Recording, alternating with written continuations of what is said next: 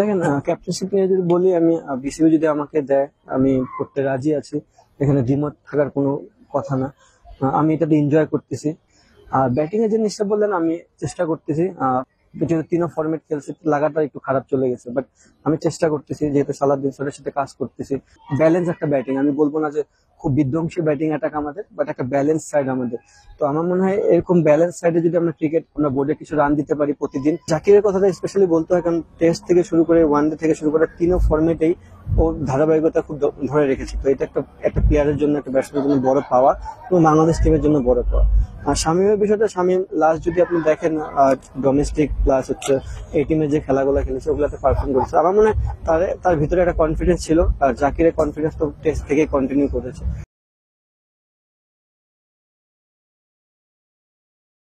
আমরা কয়েকটা প্লেয়ার আছি যারা টেস্ট থেকে আছে। তো আমরা টেস্ট ক্রিকেটও খুব ভালো ক্রিকেট খেলেছি এখানে। তারপর ওয়ান ডে ফরম্যাটও আনফর্চুনেটলি আমরা জিততে পারিনি, বাট আপনি যদি দেখেন আমরা ওয়ান ডে ক্রিকেটটা খারাপ খেলিনি। তো ওই ধারাবাহিকতা একটা মাথায় ছিল, সবারই মাথায়, যে আমরা ভালো ক্রিকেট খেলতেছি বাট জয় পাচ্ছি না। আমার মনে হয় ওই বিশ্বাস তো সবার ভিতরেই ছিল। বাট অ্যাজ এ ক্যাপ্টেন আমি কখনোই বলিনি যে আমার সবকিছু উজাড় করে দিতে হবে। জাস্ট আমি বলেছি কারণ দে আর বেটার সাইড। আপনি এনি ডেতে তারা যে কোনো টিমকে ধ্বংস করতে পারে, এবং তাদের হোম গ্রাউন্ডে।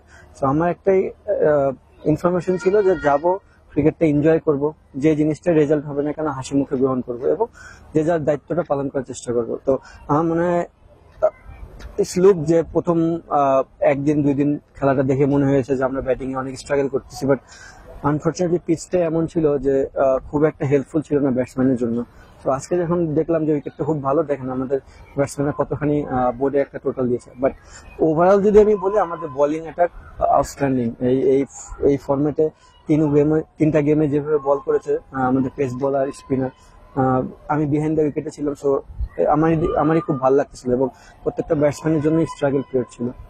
যখন পাঁচটা বোলার খুব ভালো বোলিং করবে, এবং আমাদের দেখবেন উপর থেকে নিচ পর্যন্ত ব্যালেন্স একটা ব্যাটিং, আমি বলবো না যে খুব বিধ্বংসী ব্যাটিং অ্যাটাক আমাদের, বাট একটা ব্যালেন্স সাইড আমাদের। তো আমার মনে হয় এরকম ব্যালেন্স সাইডে যদি আমরা বোর্ডে কিছু রান দিতে পারি প্রতিদিন, আমাদের মনে হয় আমাদের বলারটি স্কিল ডেভেলপ করতেছে। এবং একটা জিনিস পজিটিভ সাইড যেটা আমার কাছে মনে হচ্ছে, প্রত্যেকটা ম্যাচে বলাররা নিজে থেকে দায়িত্ব নিছে, তাদের ফিল্ড সেট আপটা নিজেরা করছে, তারা লার্ন করতেছে অনেক কিছু। আমার মনে হয় এটা একটা ভালো একটা গুড সাইন। দেখেন, ক্যাপ্টেনশিপ নিয়ে যদি বলি, আমি বিসিবি যদি আমাকে দেয় আমি করতে রাজি আছি। এখানে দ্বিমত থাকার কোনো কথা না। আমি এটাতে এনজয় করতেছি। হ্যাঁ, যে জিনিসটা বললাম যে বলাররা যদি আপনাকে খুব ভালো বল করে দেয় বিহাইন্ড দ্য উইকেটে, আমার জন্য কাজটা অনেক ইজি। আর যেটা আমি বললাম যে আমার বলাররা এখন নিজে থেকে জানে তার ফিল্ড সেট আপ কি করতে হবে, সো আমার জন্য কাজটা অনেক ইজি। হ্যাঁ, বাট মাঠে আমি হয়তো অনেক ডিসিশন নিই, যে জিনিসটা আমি এতদিন ক্রিকেট খেলে আমার অভিজ্ঞতা থেকে আমি যে ডিসিশন গুলো নিই, এবং বলাররা যেভাবে তাদের স্কিল শো করতেছে, মাঠ চালানোটা আমার জন্য অনেক ইজি। আর ব্যাটিং এর জিনিসটা বললেন, আমি চেষ্টা করতেছি। আই থিঙ্ক এটা এমন না যে দেখেন, একটা ব্যাটসম্যান অনেক সময় হয় কি, যখন একটু খারাপ যায়, যেহেতু তিনও ফরম্যাট খেলছে, লাগাটার একটু খারাপ চলে গেছে, বাট আমি চেষ্টা করতেছি, যেহেতু সালাউদ্দিন স্যারের সাথে কাজ করতেছি। ম্যাচ হারা, এক রানে হারাও যায়, 100 রানে হারাও, একই জিনিস। তো আমার কথা হচ্ছে, আমি যদি আমার টিম রে যদি আমি ব্যাটিং করি আগে, আর উইকেট যদি ভালো থাকে, আমি যদি আমার বোলারদেরকে ওই অপরচুনিটি না দিই, যে একটা ভালো টোটাল না দিতে পারি, তাহলে আমি হয়তো বা দিন শেষে দেখা যাবে কি যে ম্যাচ হেরে গেলাম। আমার কথা হচ্ছে যে যখন টি-20 ফরম্যাটে অ্যাটাকিং ক্রিকেট পুরো ওয়ার্ল্ড এইভাবেই খেলতেছে, আমার কথা হচ্ছে বেস্ট চান্স একটা বলারকে সুযোগ দেওয়া।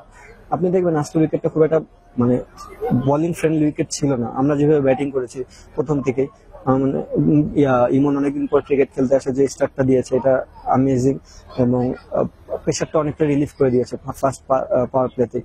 মানে এই জিনিসগুলো খুব ইম্পর্টেন্ট ছিল। যখন আমি ফার্স্ট বল খেলি, আমার কাছে মনে হয়েছে যে এই উইকেটটা 160 উইকেট না, তো আমাদের কিভাবে 180-তে যাওয়া যায়, আমরা ওই ওই প্রসেসে আগাচ্ছিলাম। এর মধ্যে হতে পারতো যে আমরা খুব তাড়াতাড়ি অল আউট হয়ে যেতে পারতাম, বাট আমরা চেয়েছিলাম যে ব্যাটিং ইউনিট আমাদেরকে বলারদেরকে একটা ভালো টোটাল দিতে।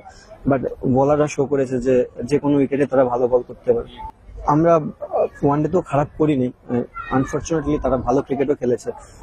আর একটা জিনিস দেখবেন যে উইকেটটা একটু মানে আমার ওই উইকেট গুলা একটু ব্যাটিং সহায়কই ছিল। তো আমরা যদি মিডল ওভারে একটা দুটো উইকেট ব্রেক করতে পারতাম, যে ওয়েতে রিশাদ এখানে বল করেছে, মানে ওয়ান ডেতে যদি সে একটা ব্রেক থ্রু দিতে পারতো আমাদের মিডলে, তাহলে খেলাটা অনেক ইজি হয়ে যেত আমাদের জন্য। দেখেন, আপনি যদি ওভারঅল টিমটা দেখেন, টিমটা কিন্তু খুব টি-20 ফরম্যাটে খুব শক্তিশালী একটা দল না, বাট আমাদের যেটুকু ছিল এর ভিতরে আমাদের আর জাকিরের কথাটা স্পেশালি বলতে হয়, কারণ টেস্ট থেকে শুরু করে ওয়ানডে থেকে শুরু করে তিনও ফর্মেটেই ও ধারাবাহিকতা খুব ধরে রেখেছে। তো এটা একটা একটা প্লেয়ারের জন্য, একটা ব্যাটসম্যানের জন্য বড় পাওয়া এবং বাংলাদেশ টিমের জন্য বড় পাওয়া। আর শামীমের বিষয়টা, শামীম লাস্ট যদি আপনি দেখেন ডোমেস্টিক প্লাস হচ্ছে এই টিমের যে খেলাগুলো খেলেছে ওগুলোতে পারফর্ম করেছে। আমার মনে হয় তার ভিতরে একটা কনফিডেন্স ছিল, আর জাকিরের কনফিডেন্স তো টেস্ট থেকে কন্টিনিউ করেছে। আমার মনে হয় এটা অবশ্যই বাংলাদেশ টিমের জন্য বড় পাওয়া, যে আমরা লোয়ার অর্ডারে এখন পাওয়ার হিটার মানে খুঁজে পাচ্ছি এবং আরো ডেভেলপমেন্টের জায়গা আছে, বাট আমার কাছে মনে হয় এখন পর্যন্ত এটা বড় পাওয়া।